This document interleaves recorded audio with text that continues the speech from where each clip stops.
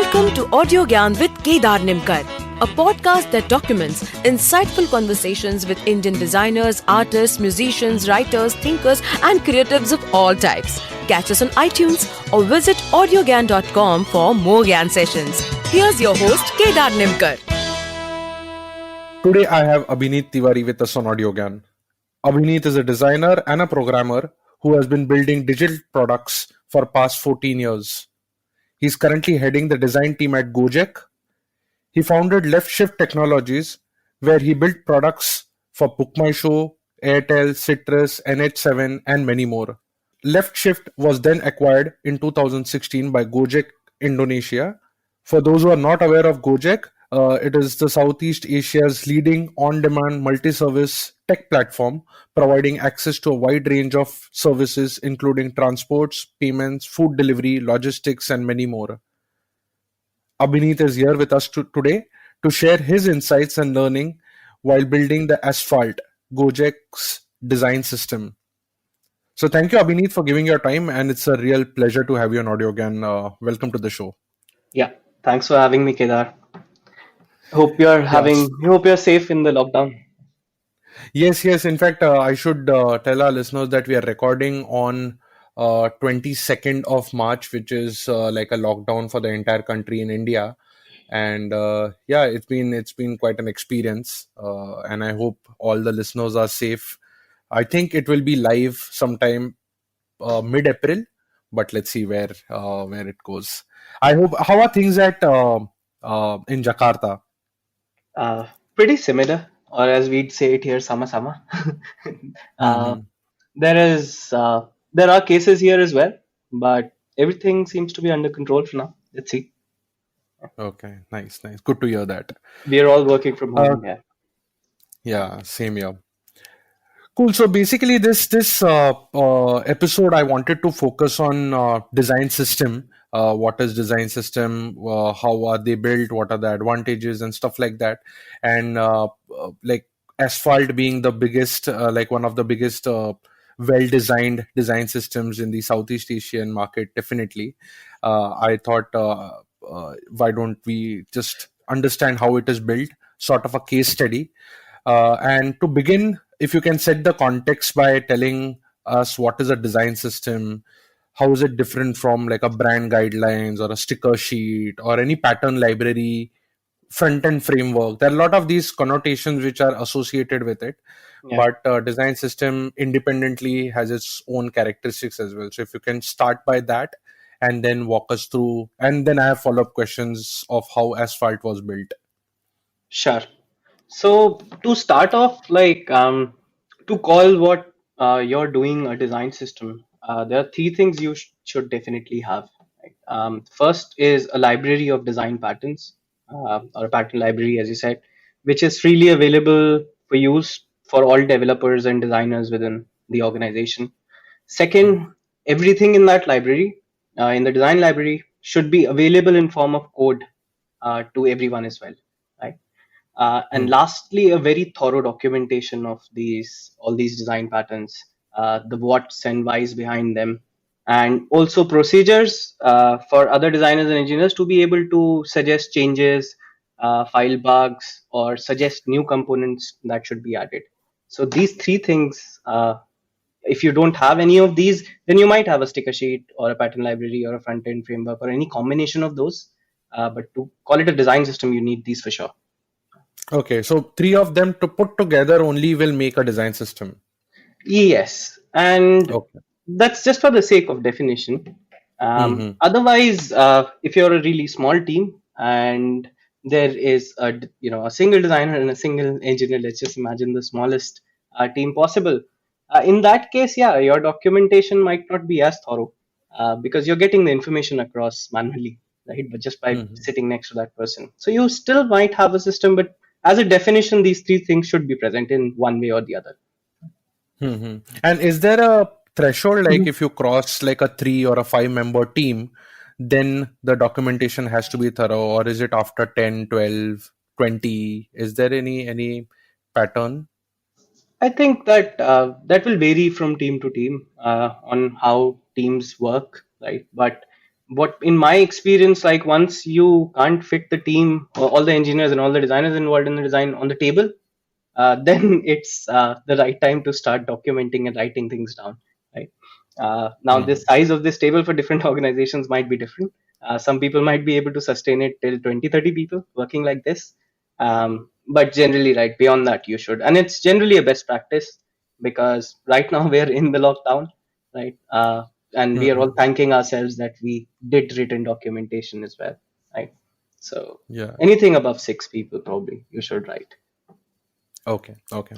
So before jumping to Asphalt, I would like to just have like a glimpse of how did the name also come about, because I was reading about it and it said like there's a story called Salam, Satu, Aspal, Yeah. which if you can tell us what it means, and then how did asphalt as the word come about.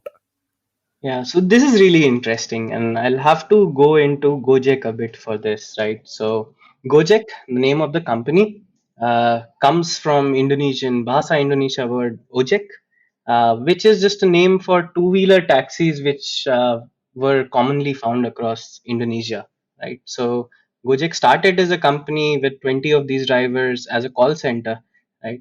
So, these Ojek drivers, when they'd go around, when they'd meet each other, they had a greeting, or in Hindi Hmm. we'd call it a nara, right? Which Hmm. went Hmm. like Salam, satu, aspal. Aspal literally means the road. So Hmm. the English version is asphalt, which we finally chose. And Salam, satu, aspal, roughly translated, means the road unites us all, right? So these Ojek Oh, drivers, they nice. literally make their living on the roads, right? So this is how they greet each other. And coming back to design systems, we were looking for a name, and it just this was a beautiful sentiment, and it fit with what we were trying to do as well, which was we were trying to build a common design language for Gojek does about seven was doing about 17 products then. So Hmm. building a common design language that all the engineers and designers understand and speak, it just resonated a lot. So we picked Taspal, the road, and yeah, Wow. that's Wow. that's the story. Yeah. That's wonderful, like the a really wonderful thought. um yeah, so moving into the deeper questions of asphalt itself, is asphalt based on like the Frost's atomic theory, or are there any such other theories which you have explored? Did you went out looking for more different ways to build it? How did it, like, what's the base underlying base thought behind uh, the asphalt's model? Sure. So yeah, like we all of us in the team, we've read Brad Frost's Atomic Theory, and Atomic Design is a really good book. And it's not a surprise that this came from Brad Frost and the world of web front end engineering, right? Because web front end engineering has had these practices and theories implemented for a really long time, and Hmm. it's very helpful and tackles a lot of difficult problems that lie between design and front end engineering. But other than this, Nathan Curtis, he writes a lot on design systems. His writings in the last 2 years have helped us a lot. Then there is a book from Smashing Magazine called Design Systems by Alla Kolmatova, which helped with the organizing bit. How do we take all these components and how do we better organize them? But these are all things between design and engineering, and that was the easy part, right? The some of the other things that we needed to figure out, which didn't relate to UI or engineering as much, but more to people, were much more harder. Like we will build a system, but how do we continue growing it, right? Front end engineering and engineering in general has had a lot of practices of being able to work with thousands of contributors distributed all around the world, right? And still building systems. Whereas design does not, like, it is neither taught in our colleges, nor nor is it very exciting, right? Because we want to be close to users. Hmm. So those parts were more difficult. In On that side of things, there's this book called Thinking in Systems, which really helped, right? So that breaks down from software design and tech and software and engineering. It takes the problem and you know talks about it at a very fundamental level, that if you have to design systems, which have a lot of teams, lot of people, right? How do you design the processes so that you know they can build something together and just how do you contain this chaos of building something and releasing it for thousands of people and everybody can make change there as well.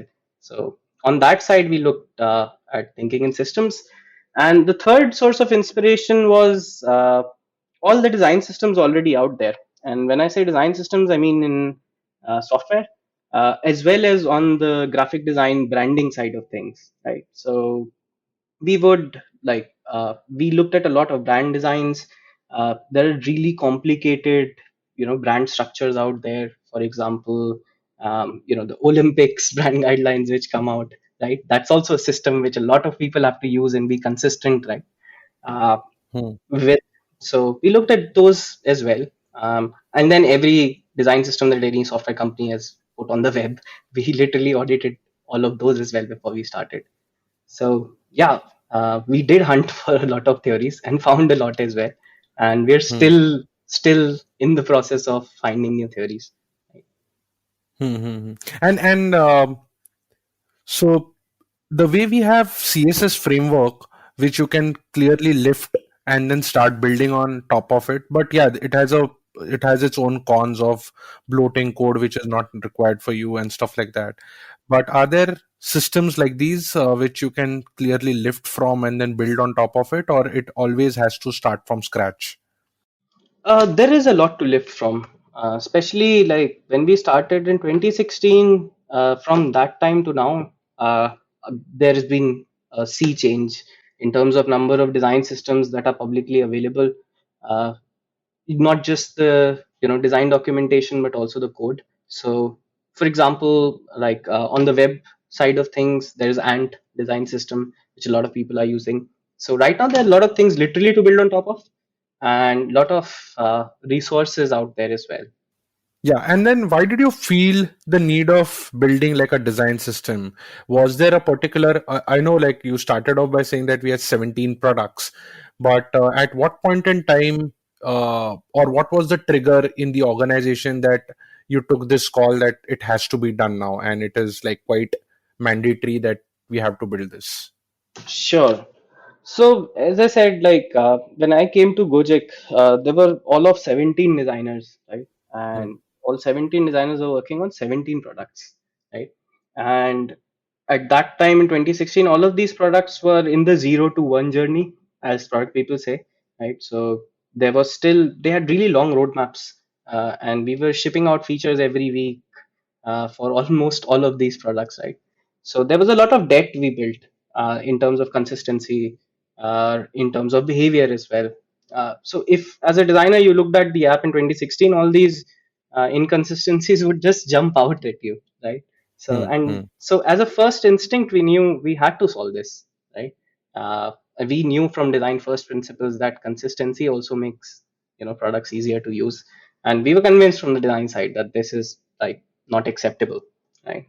But then I come from a background in engineering, so I talked to the engineering leads here as well and went through how the architecture of the code was, and I realized that even if we solve it on the design side by say making a style guide or a design component library, that wouldn't guarantee that these issues wouldn't come up later, because this structure, this language needed to exist in code as well, right? And that meant that you know to change bring about that much change, it would take a lot of time, time which these 0 to 1 products don't have to spare, right? So the only solution out of this was building a design system, right? How we built it Hmm. is, I think we can talk about it later, but Hmm.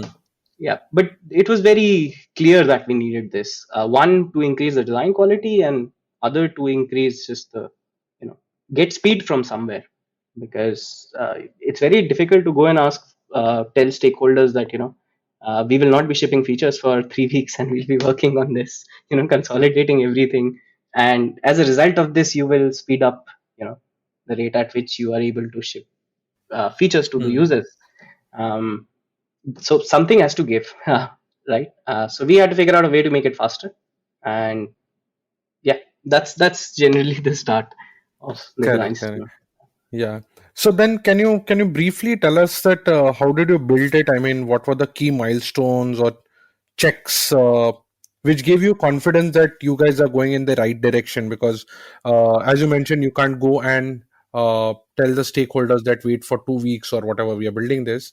Hmm. So even if you are like collaborating with them on a regular basis, were there any milestones? I mean, what was the process of validating the Yeah, components that you're building are modular and scalable for like a host of products? yeah.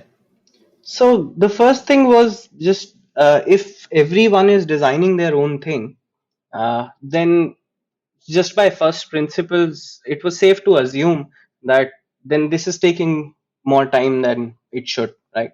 Like we already have common flows, components between our products. So, for example, a food delivery app and a grocery delivery app, right? While as products and their user experience, there's are different things, but in terms of components that they use on the interface, there's a lot of overlap. In some cases, there's an 80% overlap. And what we were seeing was that this is still being built separately, right? Because there's no system or mechanism for these people to be able to see, oh, this has already been built before, right? So it was very clear, it was very obvious, but still we did our research, right? We looked at our current speed of shipping, we looked at our current speed at which we were delivering designs, and that felt really slow. And once we knew that this much could be common, we were thinking we could save up to 60-70% of the time, right? Wow. So one interesting thing that happened was that somewhere in our branding guidelines we changed the color of our primary gray, which was the color of all the navigation bars in the app. So we changed that color in the design, and we sent out communication that it needs to be changed in code as well, right?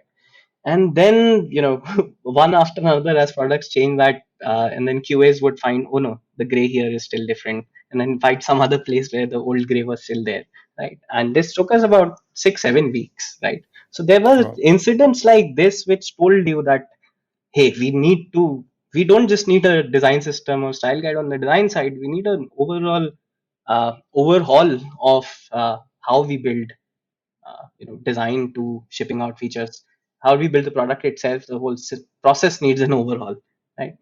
So Hmm. the way to start this was that the first step was to get engineers buy-in. Not people generally stuck with the topmost stakeholders, the CEOs, etc. But we were not really asking for more people on the team. We knew we can't ask for more time because there are so many things we know we have to build out already. So we started with getting the buy-in of the engineers first, right? And we decided that we will not do it all at once. It's anyways not possible. So we decided to use a product, and the product that we chose was had to be one which is very popular with the users. Second, it had a lot of components, most number of components common with the other products that we had.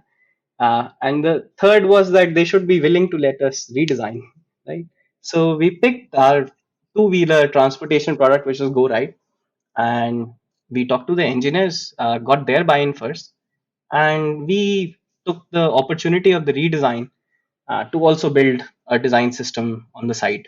Right? This, yeah. So that's how we did that. After we did that, the experience was better. It was more consistent. We could see it on our product dashboards as well.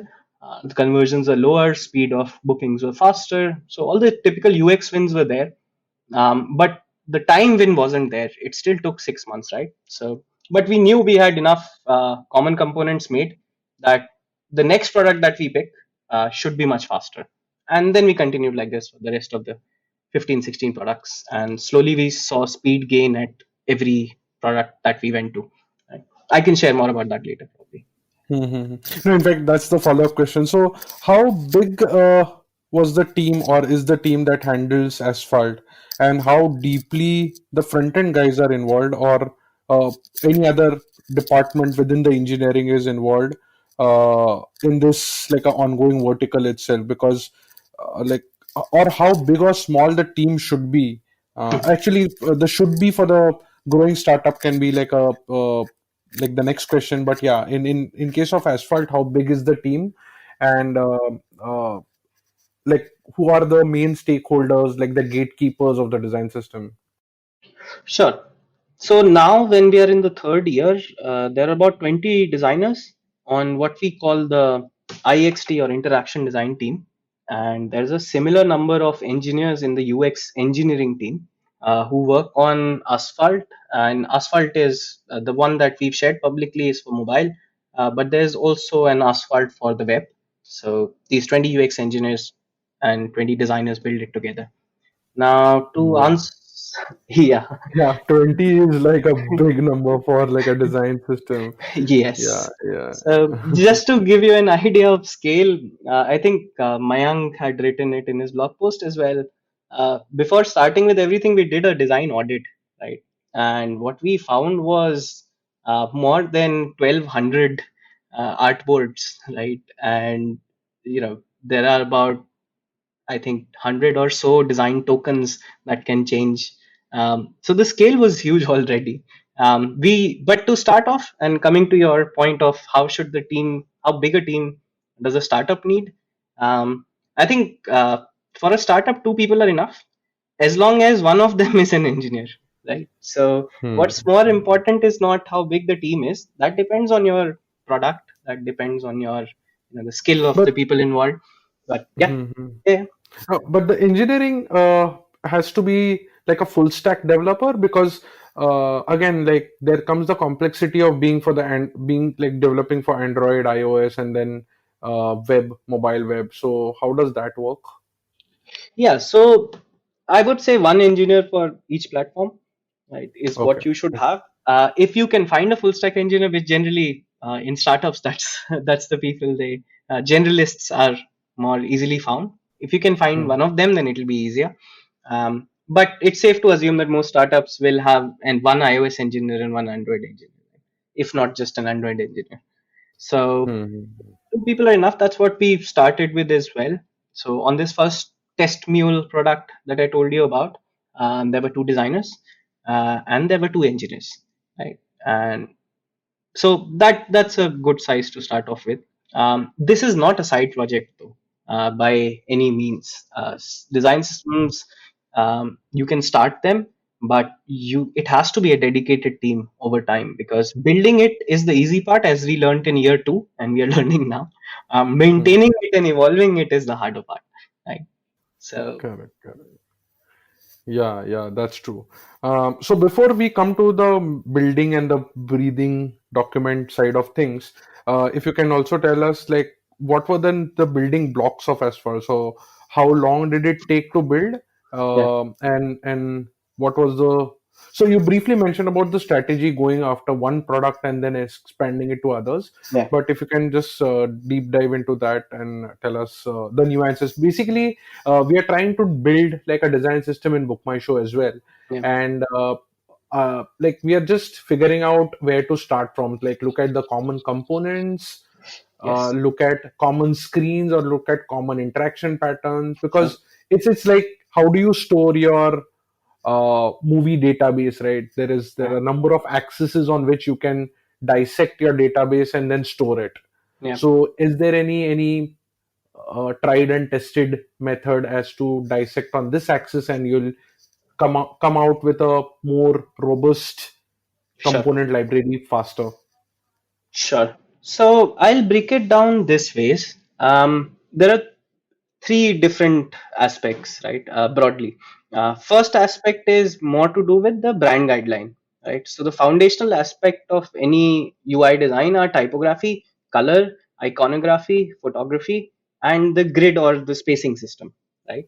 And Hmm. these in at least at Gojek, these come from our brand team, right? That because it's consistent online and offline, right? Hmm. So these are what you can consider, as Brad Frost calls it, atoms, right? That's part one.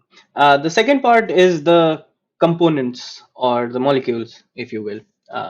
So the components are basically what you build with the atoms, things like cells, buttons.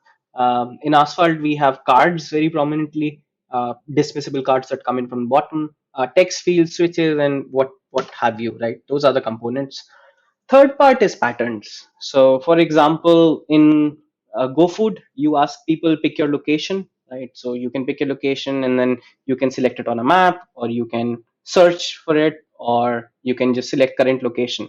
That whole pattern is the same across GoFood, which delivers food, or GoMart, which delivers groceries, or GoSend, which delivers couriers, or Go Massage, where you're telling your masseuse where your home is. So that is a pattern.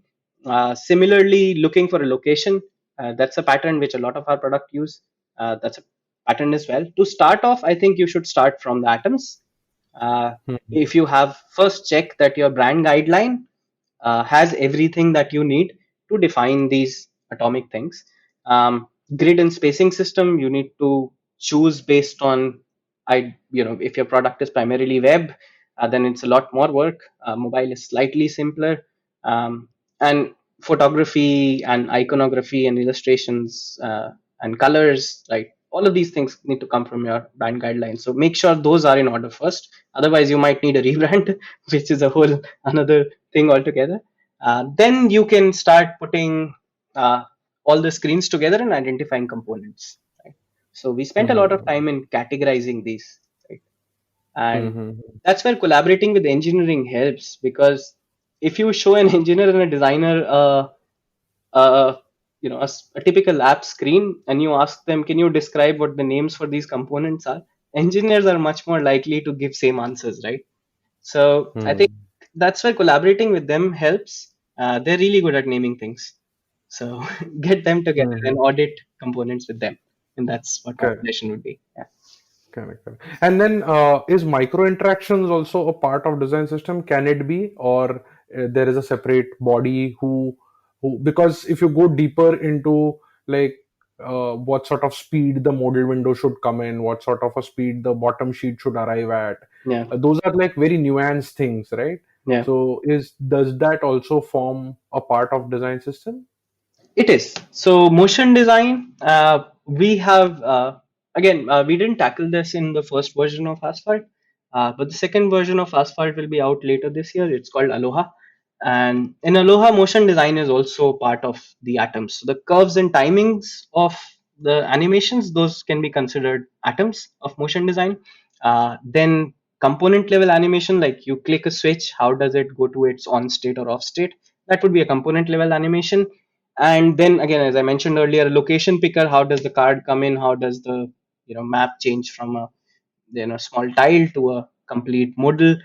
Those things are patterns, so you can fit in motion design in design systems as well. I think material design is probably uh, the best example of that out there.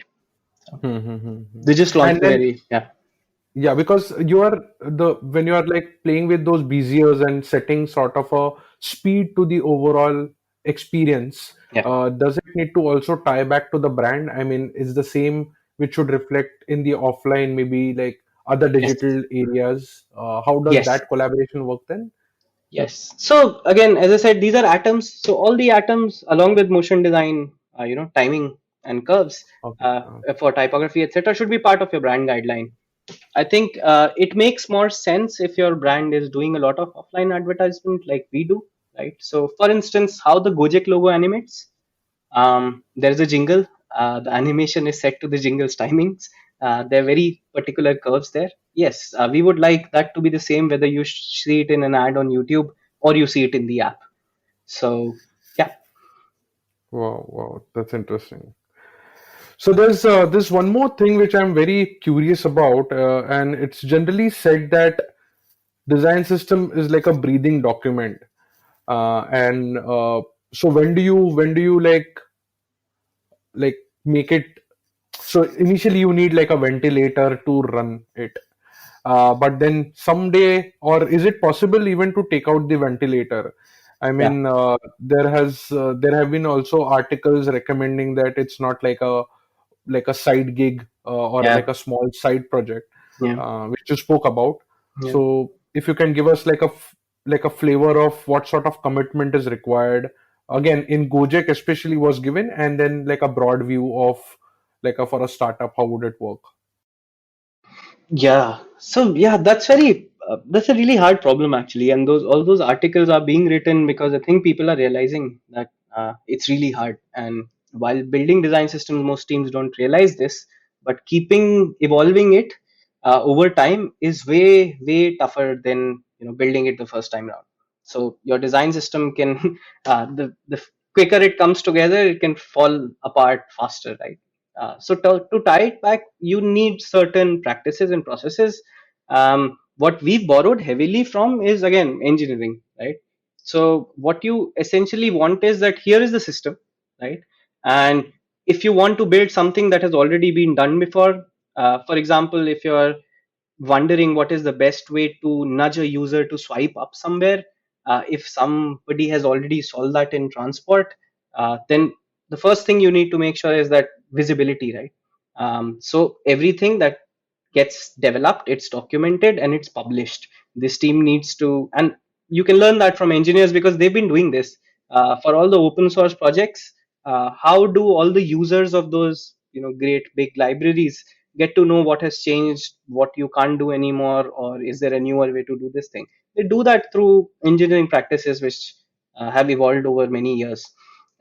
Designers, I think, have been, we are not used to version control systems.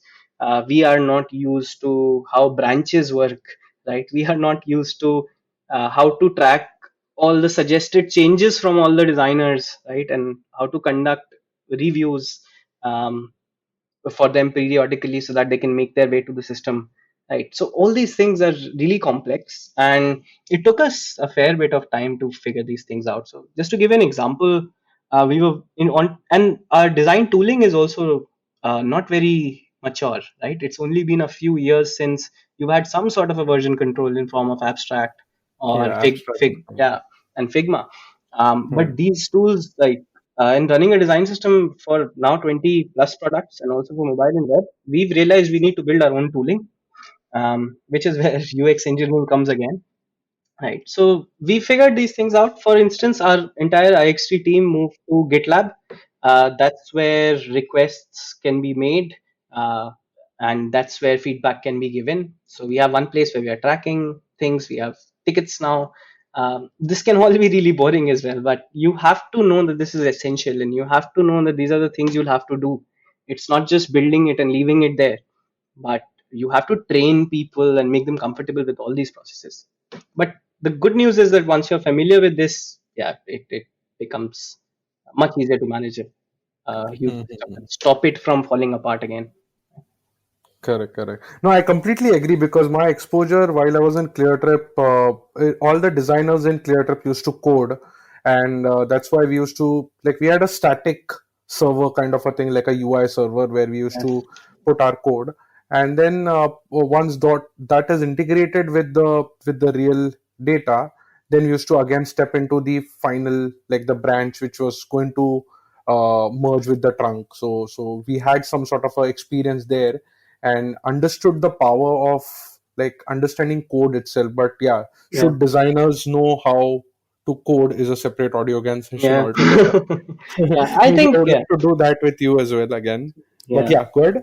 yeah. I think you're correct. And other than and all these tools, we've built a bunch of them. So, for example, there's a tool called Twin, which the UX engineers built, which makes sure that nobody adds the same icon twice in source code or the same illustration again, right? So if it finds duplicates, it warns people. There is one more tool. So one of the questions people ask me very frequently is, okay, designers follow design system and they make designs. How do you still ensure that it goes out the same as designs in engineering? When the engineers are done with it, we built Hmm. it. Our UX engineering team built a tool which takes a screenshot of the designs, a reference screenshot from Sketch, right?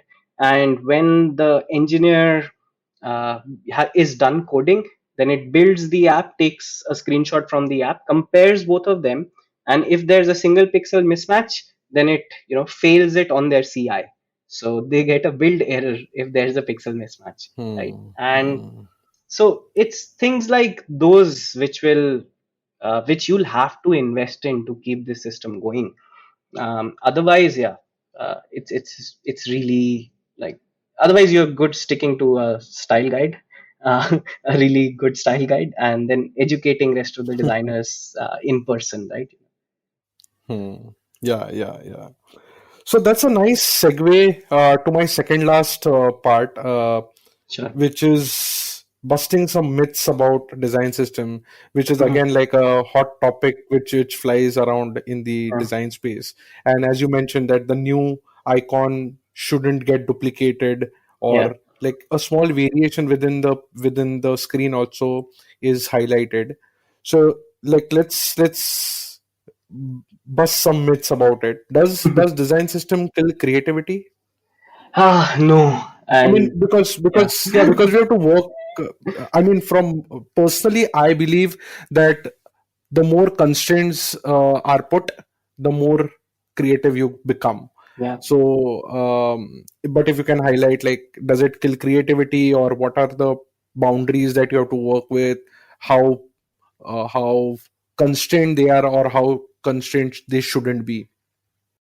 So yes, the answer to that is an emphatic no. From a philosophical point of view, like you mentioned, right?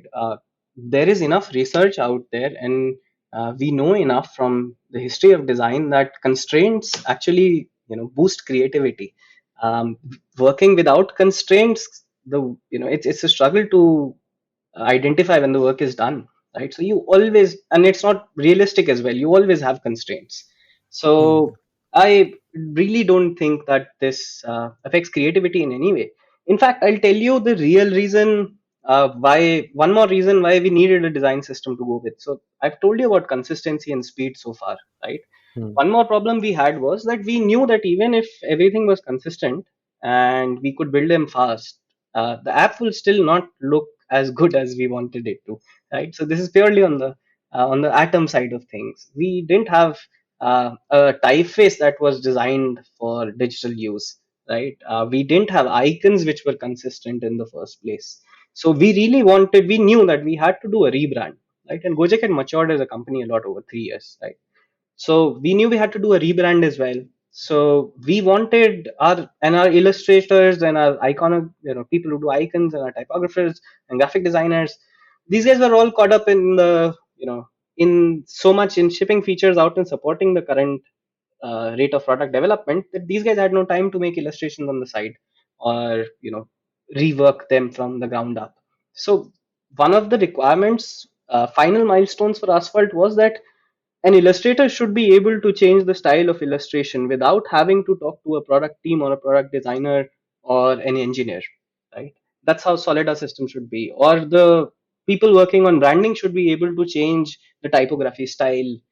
They should be able to experiment with kerning, leading, layouts, composition without disturbing, the product team's development schedule at all.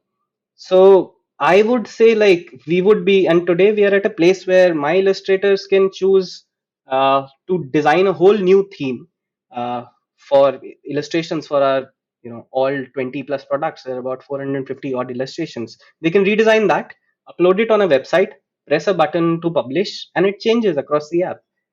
So in ways like, it enables creativity as well, right? It decouples how the product looks from how it works, uh, from the actual, the flow of the product, or different features and the business rules, basically, right? So I Hmm. am a strong believer in it. Like, our creative team wouldn't be creative without a design system. Hmm. Hmm. True, true. And in fact, there's a nice plug here that Yeah. Gojek also has a design, like not a design, but like a go figure. Bulke, there's one podcast which Gojek has, and I believe there's a episode called "Is Design an Art or Science?" So if it's science, then it has to be under limits. Yes. Art is, yeah, it's much more subjective and expression driven. Yeah. But in case of design, you are building for a brief, you're building under a particular uh, context, Yeah. so it makes more sense.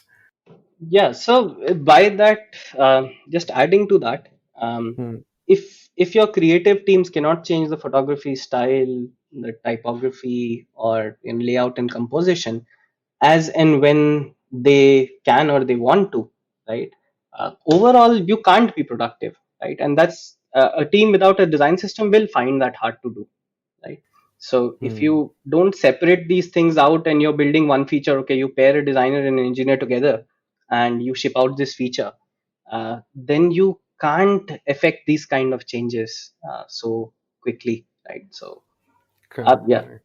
So Yeah. yeah, summing it up, our need to be more creative led us to build a design system, right? And within those rectangles that are defined for an illustration view, our illustrators are free to do whatever they want. Because the app is responsive, our UX writers can work as much as they want on their copy, right? And they don't have to create a ticket, and an engineer doesn't have to go and close the story just to change text somewhere. Hmm. Correct, correct, correct. But this is mainly if it's built with along with the code, Yes. right? Because otherwise it's a lot of unnecessary work that you're doing. Yes, a design system which is only used by designers, that's not a design system, right? At all. So yeah, So, Abhinit, if you can share details or like just give like a briefly some idea of a medium-sized project or like a small any particular case study or success story which help you ship one of the products was very effortlessly. In a okay, brief talk, we were talking about like there was a product which was built, which was supposed to be like the Netflix of Indonesia. It was shipped in like 2 months, yeah, yeah, something like that. Is there any story, inside story which you can share yeah. because of design system? Sure. So as I said earlier, like the first product took us 6 months to build, right? That was Hmm. Go Ride. Our second product was Go Send, which as a product problem is quite similar to transport. You have to select a pickup point, a drop off point, and you have to enter some details, and then you see the progress of the order. So when we started in Go Send, we did the designs in a week flat because Hmm. almost everything in that app was already present in transport, and to develop it, we took about 4 weeks. So in 6 weeks, we were out with that. There Wow. was one more similar things with GoFood and GoMart as well. GoFood took us, I think, 4 to 5 months to build. And when we used the same components, which were ready in design and code for GoMart, we could ship it out in, I think, 6 or 7 weeks as well. The most interesting product was a product called Nearby that we had to launch on a really tight deadline. And because the deadline could not be missed, we intentionally built it using the components that were already ready. And that was done end to end design and development in 6 weeks and launched to the users. So Wow. the difference was, yeah, the difference was so much that, yeah, uh, yeah, we didn't have to work very hard in convincing everyone this was worthwhile after that. Correct, correct. In fact, the one thing which I was trying to remember is that we also launched one project in BookMyShow, which was like a loyalty or a Thanksgiving program called a Superstar, and in that like a debriefing setup, I just told that become as lazy as possible so that Yes. you don't have to become like do again and again. Yeah. So yeah, like So lazy here is not in a like a negative sense, yeah. but in a sense that you build such stuff at a more fundamental level that then a lot of people can just keep building and you sit back and just like direct maybe. Yes, and the important thing is, like, we are doing this to to get operational efficiency. We are doing this to save time. And what Hmm, will the designers do if they save time on on this part of the design process? They'll spend more time close to the users, right? correct, correct. So it just like, I just think we spend, and also there are other benefits to this as well. For example, Aloha will be the second version of Asphalt, and we will be 100% WCAG compliant this time, right? So this is Okay. so we'll Hmm, be 100% accessible. Now, if hmm, you, I don't know about design systems, if you can convince your stakeholders or not, but it's really hard. Even today, it's really hard for designers to convince companies to invest time in making their products more accessible, right? And because we hmm. could do the design system, right, uh, we now get accessibility for free. So that's just Wow. yeah, so there are lots of benefits to figuring out. It is basically melding design and engineering. right? And if you do that, you will see great things. Superb, superb. Cool. I think I'll conclude with one last question, which is like a more hygiene question, which I'm hoping a lot of designers listening to this might be looking forward to. So, how critical is, because you mentioned that you started off with engineers and got their buy-in first, Yeah. but how critical is a buy-in from the top management, and how do you go about doing it, or how did in the making of Asphalt, what was the process like? Sure. So again, like I'm not saying this because I work at Gojek now, but at Gojek, getting buy-in from the stakeholders for this thing was really easy, right? And again, like I think it would be easy anywhere, because what are you offering them and what are you asking them? That's what you have to keep in mind when you go to negotiate anything, right? Hmm. So what you're asking them for is probably a few more people, right? One or two designers or one or two engineers, and what you're giving them in return is faster shipping, and not just faster. So one of the things that we didn't anticipate early was that if you use reusable components, there'll be less crashes, right? So this Hmm. code has already been used before and bugs have been fixed, so there'll be less crashes. So you're giving them faster speed, you're giving them more consistent experience, you're giving them a more robust, non crash prone product, and you're also telling them that it will be easier for you now. Well, if this is done, it will be easier for you to keep the offline and online experience consistent, because now you can go and make changes to the brand guidelines, right, without requiring a 3-month effort from the entire company. So I think, yeah, this should be an easy negotiation for anyone, right? Um, Hmm.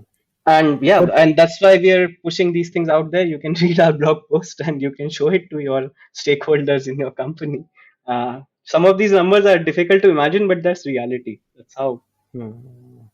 No, but then did you like the first cut when you wanted to pitch this idea? Did you had to go along with some sort of a metric as to like we'll change this, and then this will happen, and this will happen, or was it like just building a good credibility as designers, as a design team in the organization?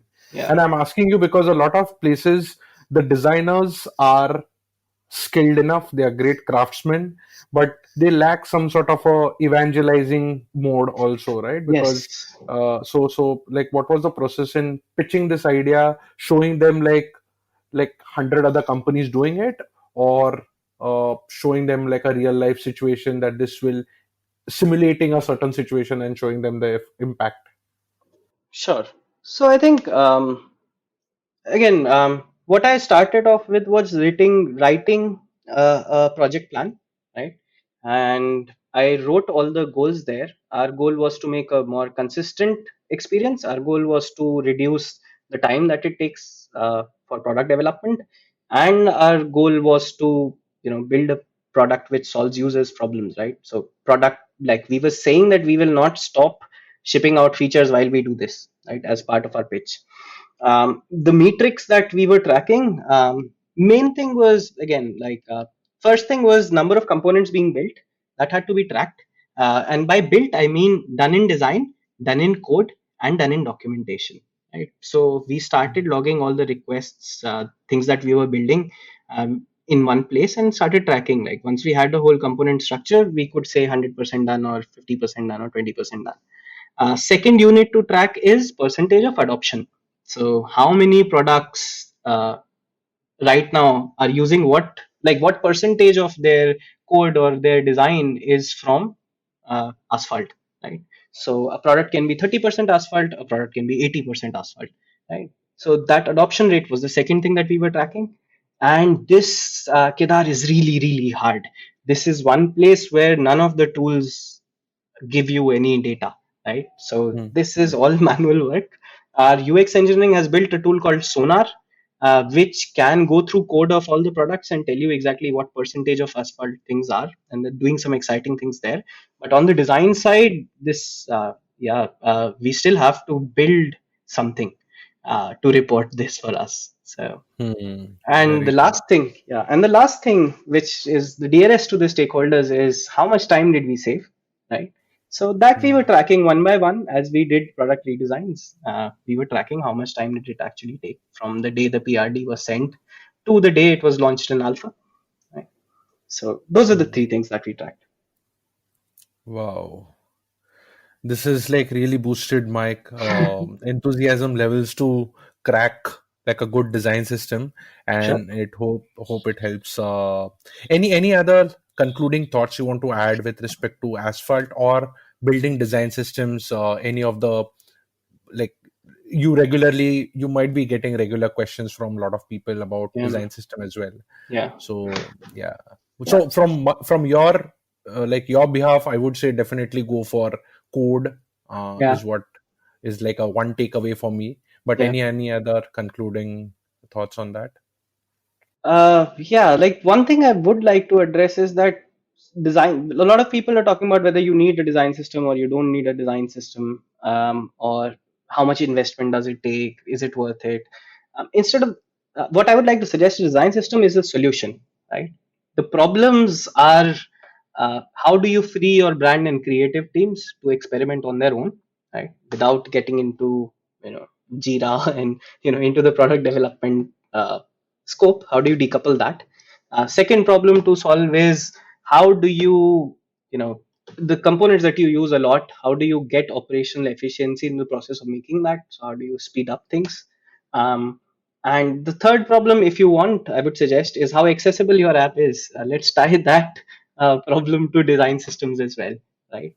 So if you care for any of these three, and maybe speed is not a problem for you, right? Maybe consistency or quality is not a problem for you, but at least accessibility would be, right? So for that reason, consider building some kind of a system. Yeah, definitely. This WCAG thing is really, really aspirational because I Yeah, wonder, like, a company in the developing part of the countries is thinking of accessibility is something really profound and yeah. inspirational. Yeah. Yeah, and in Europe they've already made it illegal, right? And in US people Mm, are suing companies because their product was not accessible, right? mm, So mm. we are not far away from a day when it will be mandatory to make products accessible in rest of the world as well. So it's, yeah, I'm glad it's not a choice anymore. Great. Cool. On that note, thank you, Abhinit, for giving your time and really, really nice talking to you. A lot of food for thought. Sure. And yeah. So for the listeners, you can follow Abhinit on Twitter at Abhinitial, ABHINITIAL, and me on @Nimkar Kedar or @AudioGan. And I don't know what the current position of Corona in the world, but Gojek keeps hiring designers. So visit gojek.io to know more. Any other plug, Abhinit? Yeah, I have to call out two people's name. One is Mayank Sagar and other is Reza Nuriancha. Okay. These are the two people who actually made Asphalt. I'm just the spokesperson, so it wouldn't be possible Oh, without their hard work. okay. A big shout out to both of them. Thanks. Yeah, thank you. Thanks a lot, man. Great chat. And that's it from today's Gyan session. Catch us on iTunes, Savan, Stitcher, or any podcasting app you use. Do rate us on iTunes and follow us on Twitter, Facebook, and Instagram. Stay tuned for more Gyan on audiogyan.com. Till then, bye.